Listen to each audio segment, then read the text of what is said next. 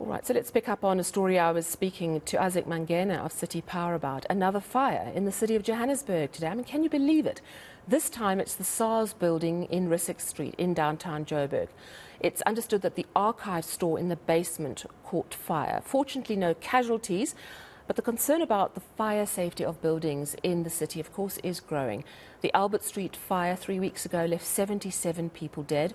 Over the weekend, the Joburg Metro Centre on the hill in Braamfontein, that's the main municipal building in Joburg, that caught fire for a second time this year. That building, we understand, has now had to be closed. And now the SARS building, which also is a working building. So let's bring in Khutjo Mabetwa. He's the Regional Director for Gauteng North at SARS. Mr. Mabetwa, thank you so much for joining us. What do you know about how this fire started and where exactly it started? Good evening, Sally, and good evening to the viewers. Thank you very much for having us. The fire started in one of our buildings in the basement. We are not sure at this stage as to what caused the fire, but it was on the one side of the building, the side that we do not use necessarily to service taxpayers. So if you like, it was on the western side of the building. Taxpayers are served on the eastern side of the building. It's a small area in the basement that caught fire. As I said, we're not very sure what caused the fire, but we are hoping that with the emergency services concluding their investigations, we would be able to have an understanding of what actually caused the fire. The building houses about 150 of our employees. And as I said, there's an area that services the taxpayers as well.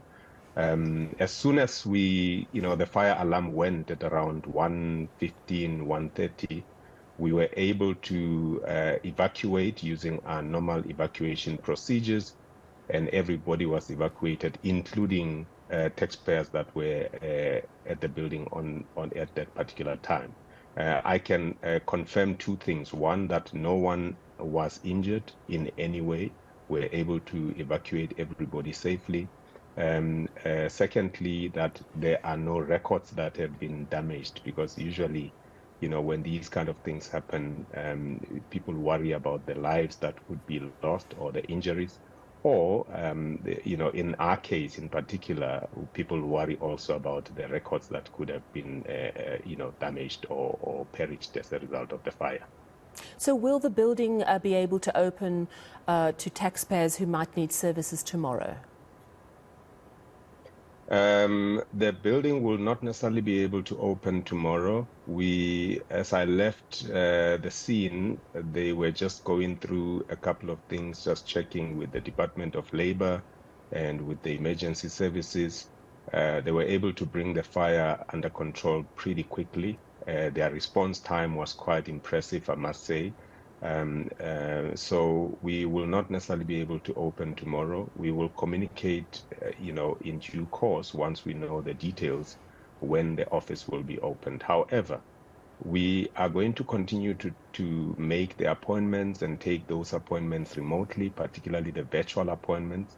And we would like taxpayers that would have planned to visit the office physically to use the other offices that are in close proximity to the Johannesburg office. Has arson been ruled out as a cause of the fire as yet?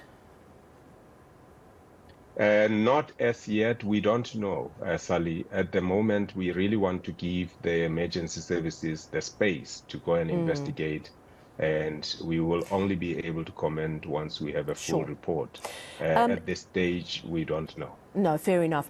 Talk to me about how old this building is. Was it a building that had, difficulty with perhaps old electrical systems, which is something we understand is the problem at the Joburg Metro building on the hill. Are there similar sort of problems with an aging building at this particular building? Look, the building is quite old, but we have not really had any electrical issues or problems. We conduct our regular standard assessments of the safety of the buildings, all our buildings. And we really do not have any kind of alarms that have been raised with this building in particular, or any other building or older building that we occupy.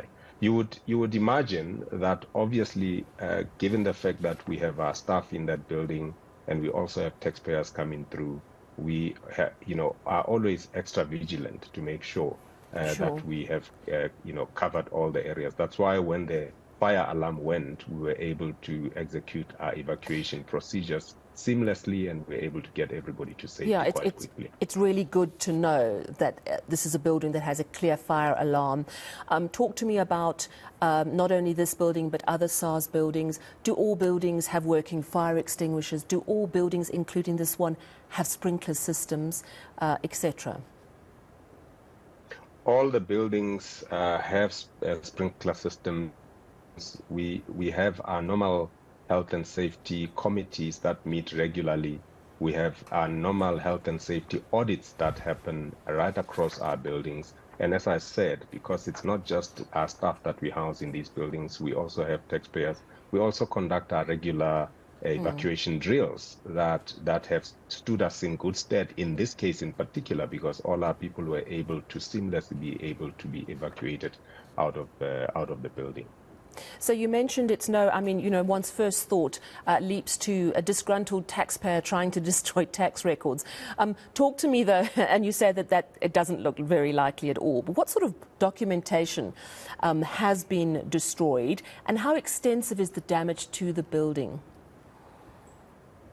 Well, I think, Sally, it's quite important for us to note and to put the fears to bed, or allay any fears that may be lingering in the minds of taxpayers out there, or South Africans in general, that all our records are actually digitized.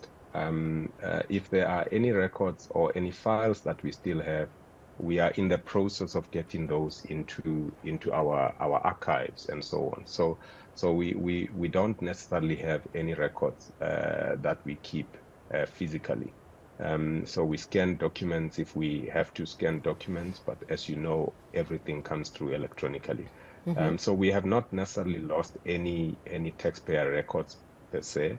And those records that were in the basement in that particular room that caught fire, it's an isolated room. We believe that those were records that were actually destined to be archived or either destroyed, one of the two. But we will establish all those details at a later stage. One thing very clear is that those records would have been digitized anyway, and we don't believe that we have lost any records per se. All right, thank you so much for speaking to us and updating us. And that, of course, is Khutjo Mabetwa, Regional Director for Gauteng North at SARS. He says it's very likely that that particular SARS office won't be open to the public tomorrow.